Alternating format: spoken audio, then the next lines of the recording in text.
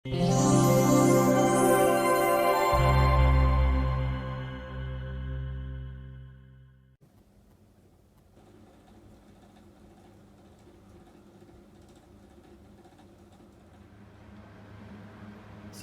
warahmatullahi wabarakatuh.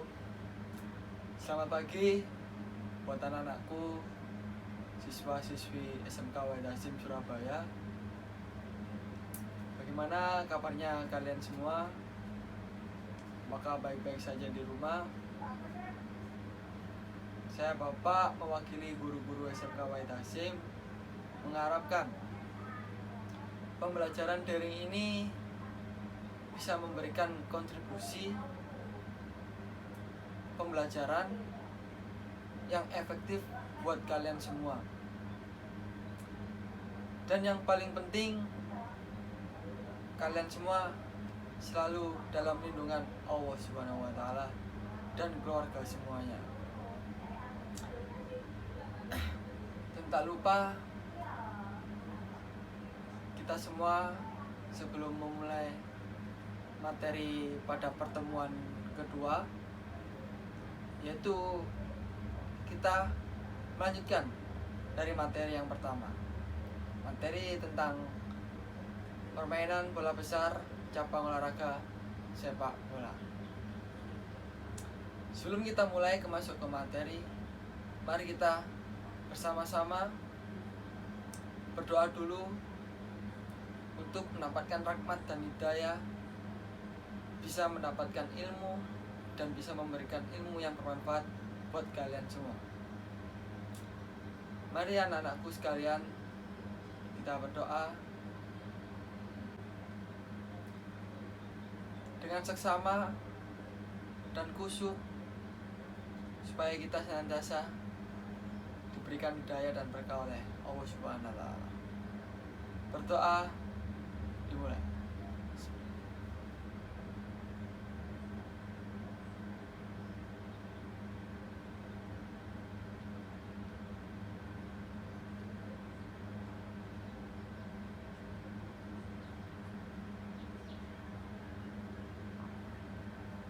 Doa selesai.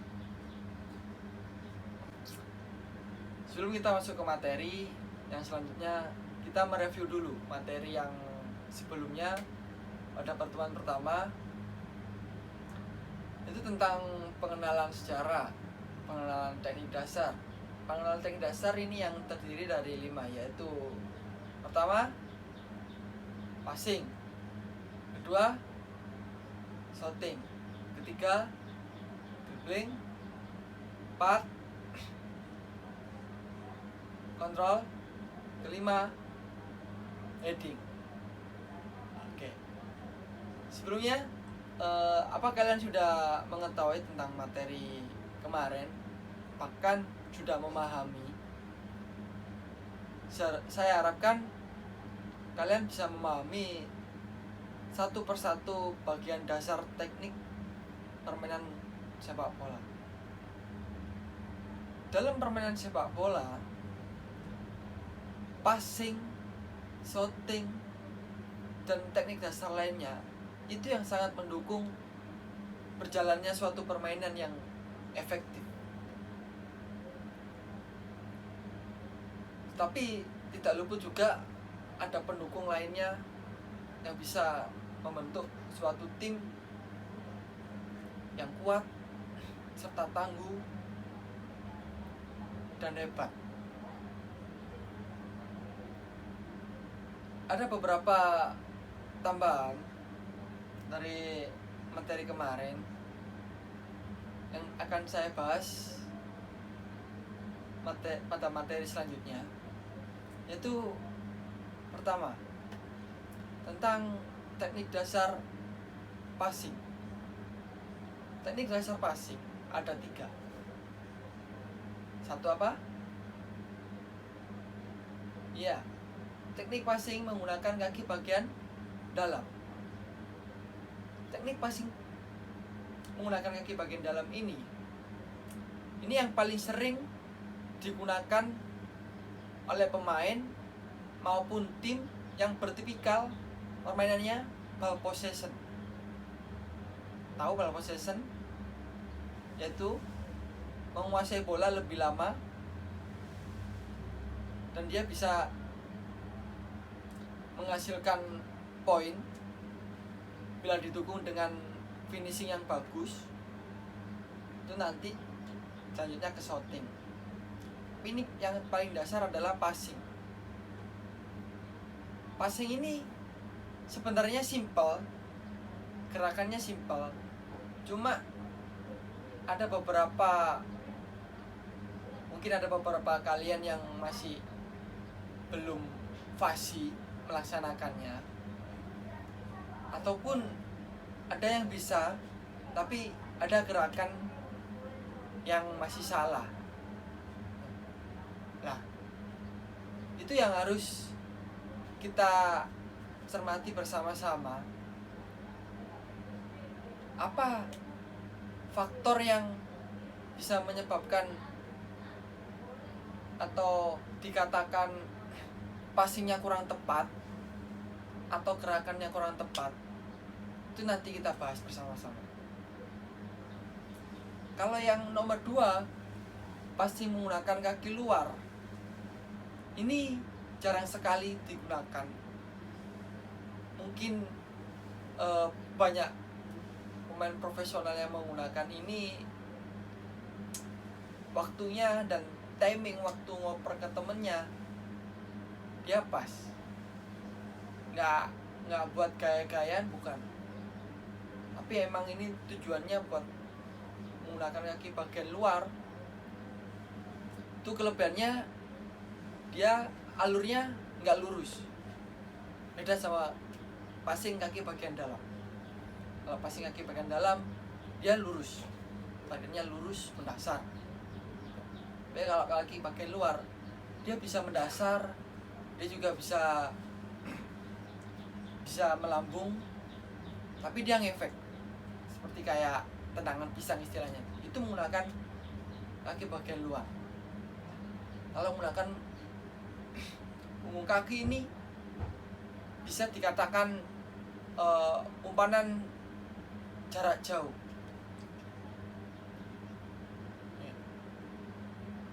Dan kalaupun dari 3 kategori tersebut itu bersangkutan dengan teknik dasar yang satunya, yaitu shooting.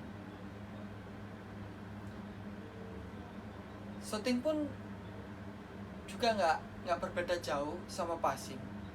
Cuma shooting sama passing itu tujuannya berbeda. Kalau passing tujuannya memberikan umpan pada teman supaya teman bisa menerimanya dengan enak. Tapi kalau shooting, bagaimana caranya bisa tepat sasaran dan tidak gampang diolah oleh kiper lawan. Itu bedanya passing dan shooting. Tapi sama-sama menggunakan 3 bagian kaki yang sama. Kaki bagian dalam yang pertama, kaki bagian dalam. Yang kedua, kaki bagian luar. Yang ketiga, punggung kaki. Ini yang sama-sama teknik dasar passing, tapi tujuannya berbeda. Dan powernya untuk melakukan ini juga berbeda. Tuh, anak-anakku sekalian. Dari passing dan shooting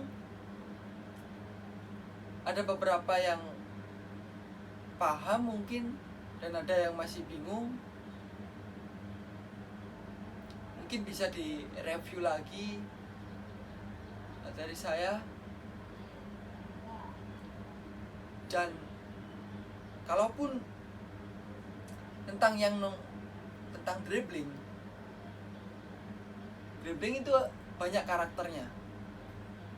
Ada yang suatu tim yang memiliki karakter permainan yang individual, adapun yang ball possession yang permainan tim.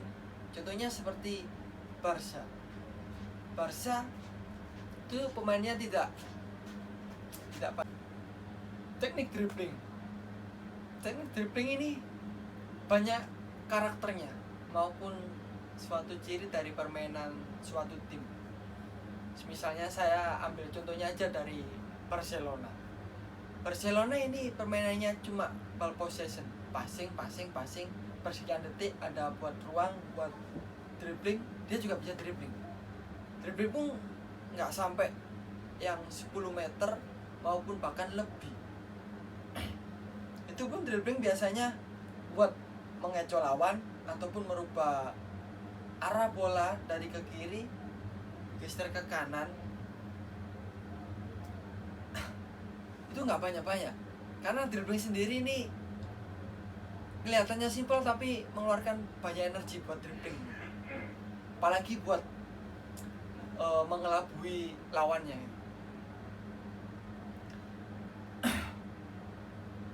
Dribbling ada menggunakan kaki bagian dalam, luar, maupun punggung kaki.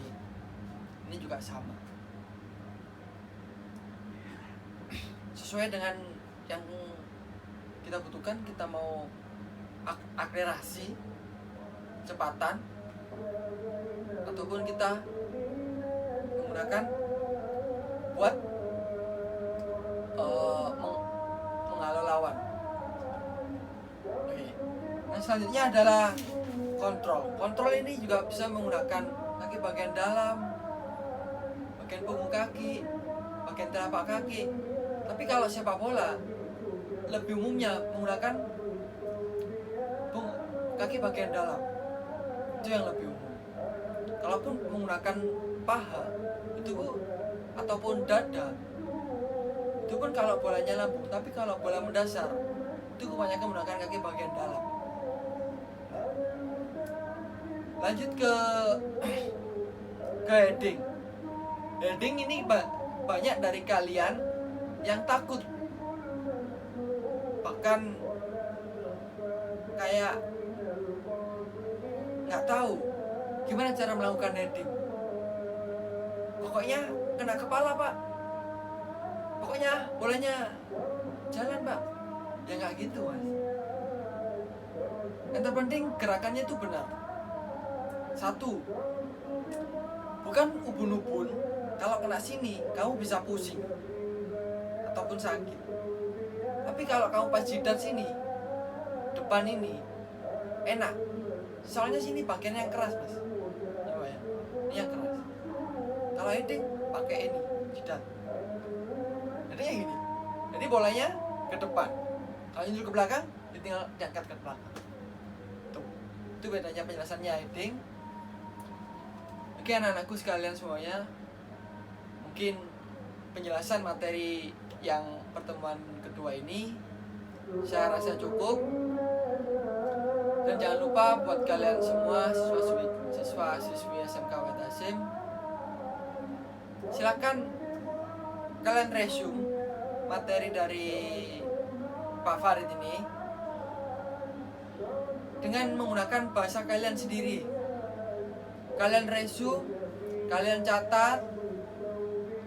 Nanti tugasnya ini bisa dikumpulkan melalui media sosial WhatsApp maupun kirim ke Google Classroom juga bisa. Nanti kita koordinasikan lagi. Dan senantiasa kita terus semangat belajarnya, walaupun kita hanya daring tanpa tatap muka, tetapi kita harus sama-sama berkontribusi, sama-sama menjalankan tugasnya masing-masing. Dan saya harapkan kalian semua bisa mengerjakan dan bisa menerima materi ini, kelak bisa menjadi bekal kalian semua di masa depan yang akan datang. Saya rasa cukup pertemuan kali ini. Saya akhiri. Wassalamualaikum warahmatullahi wabarakatuh.